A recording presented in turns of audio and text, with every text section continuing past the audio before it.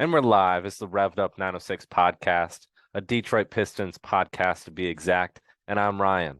In tonight's game against the Oklahoma City Thunder, we fall with a final score of 107 to 106. Tonight's game was probably the most competitive game we've had in a while for us, just in the sense that it was probably the most evenly matched game we've played recently, given that the Thunder are pretty much in the same position that we are in terms of their young talent, but they are a better overall team. There's a reason why they have 30 plus wins on the season.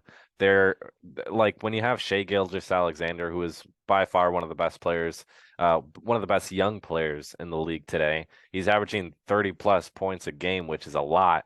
And actually, with that, he is amongst five other players who are scoring 30 plus points a game, which is the most since like I think it's like 1961 or something like that. So that's pretty impressive from that side of things. But tonight, we fall in a nail biter. It came close to the end. You saw guys like Jaden Ivey doing his thing. In it, what really hurt with him tonight is the fouls. He was just fouling too much, and that resulted in him fouling out. And that's not what we wanted to see. He fouled out with like a minute and 48 seconds left, which was a crucial time to foul out because we were down a possession, and that would have been nice to have him there. But we saw as the final score shows, we had Corey Joseph and other guys step up in key situations in that last minute and 48 seconds that kept us in the game. Corey Joseph hit that huge three to bring us with that 1 point lead, and then it fell apart.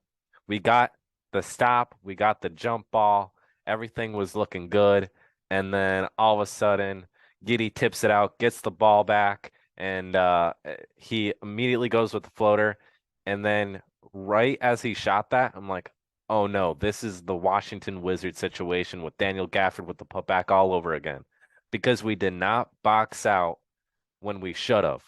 Like Jalen Williams had the wide open putback, and that's what sealed it for them.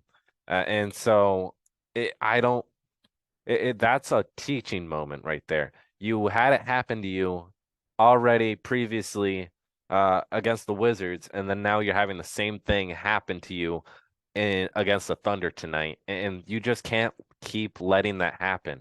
And that's just something that they need to go to work on and practice because this just can't keep happening. You can't stop them from getting the shot that they wanted, and then all of a sudden there's a putback right there. You just can't have that happen. But you look at the impact of other players tonight. Eugene Umarui, this is a comeback game for him. He started out his career pretty much with the Thunder. He played 23 games with them this season before coming to Detroit. And so tonight was a huge game for him. He was the most impactful, I'd say, in the fourth quarter, in that late stretch there to close out the game. He hit shot after shot after shot, which were big, and then his defense was just great. He's just one of those hardworking players that you like to see out there at all times. And he had the solid 28 minutes. He was 5 for 8 from the field, 3 for 5 shooting from the three, and then he only missed one free throw the entire night. Finished with 14 points, 5 boards, 2 assists. He had the 2 turnovers and the 2 fouls, but overall, I'm not complaining about his game. You saw guys like RJ Hampton step up again, a solid 24 minutes out of him, 12 points, 3 boards, 2 assists. Like these are games where you're seeing our bench step up, and we saw that tonight. Everybody on our bench that played had double-digit scoring. Like that is very good to see.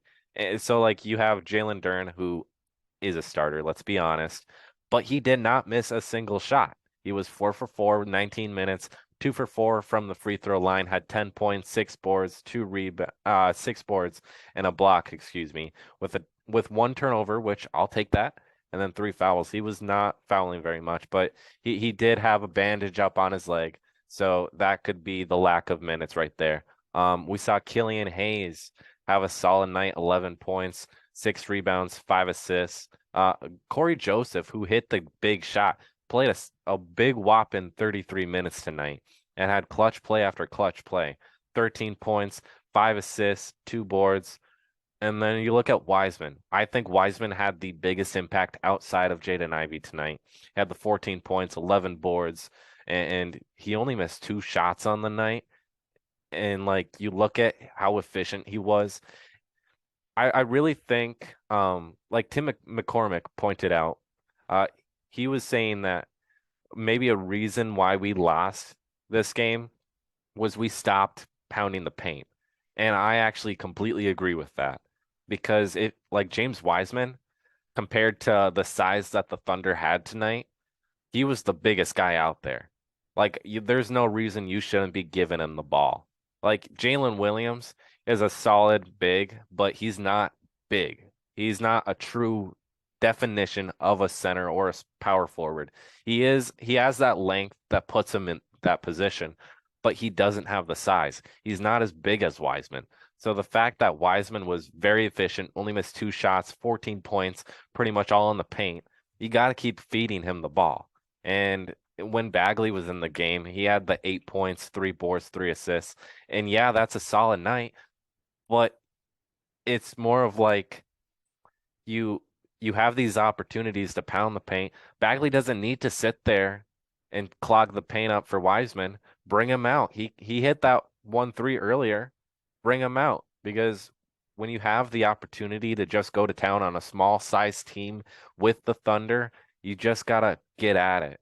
And that's kind of what they shied away with the last 2 minutes or so. And that really hurt for us because when we lost Ivy, then yeah, we did have Corey Joseph step up, hit that three. We had Eugene Umarui step up with his defensive play and hit a three. So you have these guys stepping up, but you could have had Wiseman protecting the paint. You could have also had him backing guys down, hitting the hook like he's known for with the Pistons.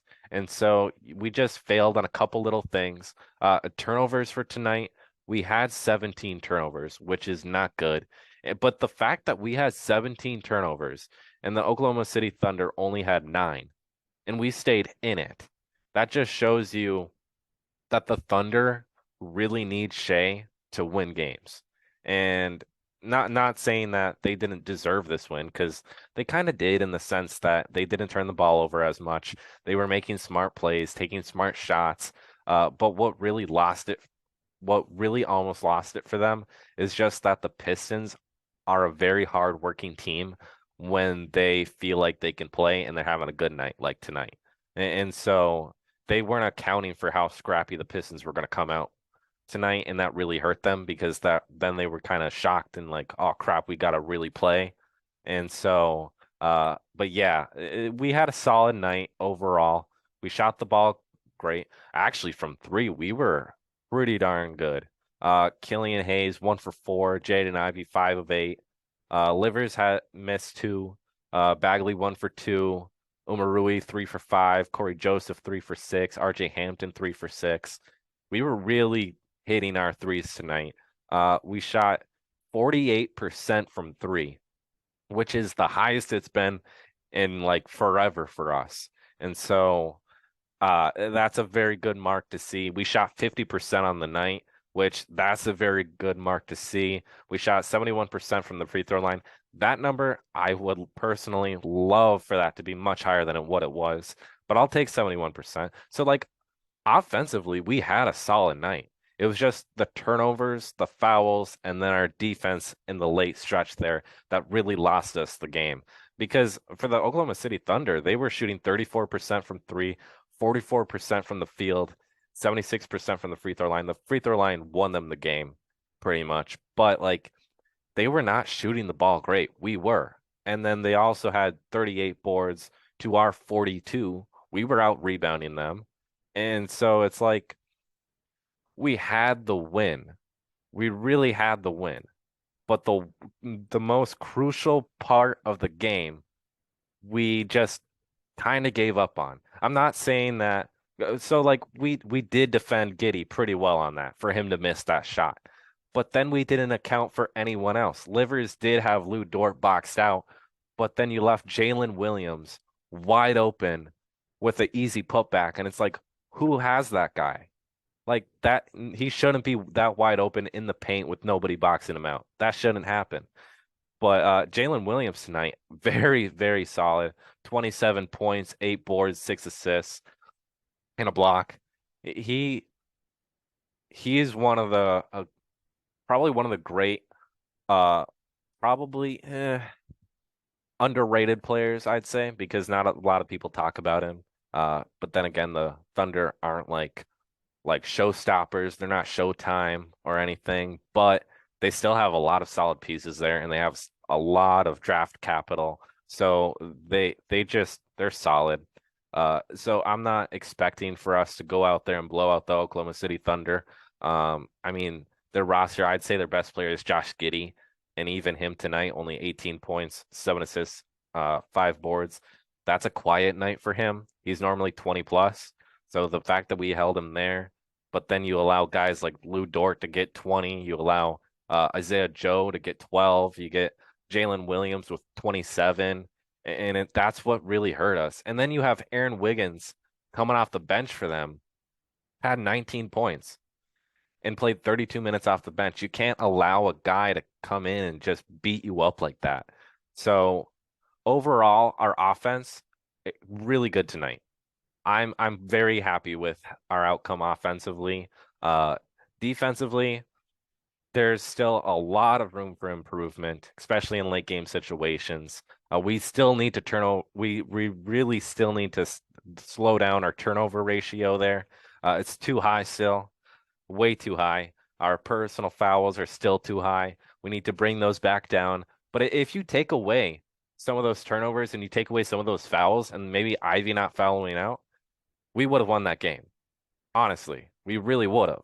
And so that's a positive outlook for the next couple games. We have like 6 or so games left in the season, but I really want to see us slow down on turning the ball over, slow down on the fouls, but still shoot at this hot streak that we've been shooting at and still have our bench blow it up, because all these guys are really stepping up. They're showing us they can play.